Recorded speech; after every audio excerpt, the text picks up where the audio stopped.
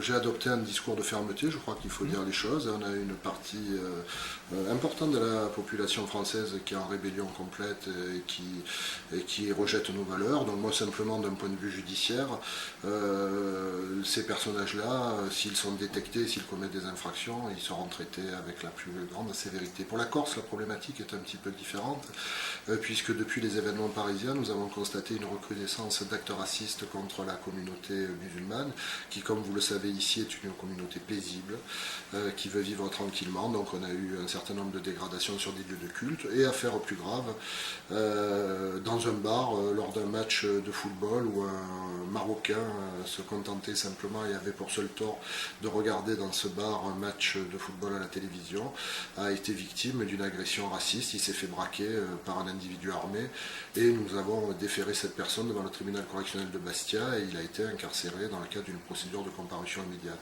Nous ne connaissons pas de phénomène de radicalisation comme on peut le trouver dans certaines banlieues françaises. Ça aussi c'est une évidence et je me dois de le dire. Ce qui nous inquiète actuellement, plutôt en Corse, c'est des réactions racistes contre un certain nombre de musulmans, même si j'ai pu constater, malgré quelques phénomènes lamentables qu'on a connus la semaine dernière, que les choses semblent se tasser à ce niveau-là. Ce que je veux dire et le seul message que je veux faire passer, c'est que pour le parquet de Bastia, cette année sera placé sous le signe de la répression et nous réprimerons tous les comportements qui portent atteinte à la paix sociale, d'où qu'ils viennent. Il faut que les gens sachent que ceux qui ont dans leur boîte à gants de leur véhicule ou encore mieux à la ceinture de leur pantalon des armes de poing feront l'objet d'une comparution immédiate et qu'ils aient un casier judiciaire ou qu'ils n'en aient pas, nous prendrons des réquisitions pour les envoyer plusieurs mois à la maison d'arrêt de Borgo. 193 armes ont été saisies en Haute-Corse l'année dernière, c'est beaucoup trop. Je vous rappelle ce chiffre terrible en termes de scellés judiciaires. La Corse, Ajaccio, Bastia, les deux tribunaux, 10% des armes saisies en France. Je crois que j'ai tout dit quand je vous ai dit ça. Les services enquêteurs ont été efficaces. Pour la petite et moyenne délinquance, les chiffres sont maîtrisés.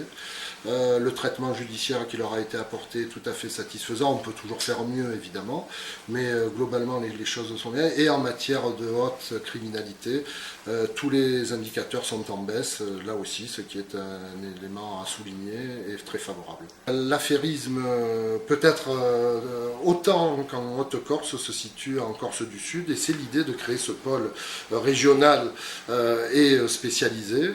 Et donc la logique est que nous ayons autant de dossiers bastiais qu'ajacciens, et nous en prenons le chemin puisque chaque année, comme je l'ai indiqué dans mon discours, la proportion des dossiers ajacciens au PEF se rapproche de plus en plus de 50%.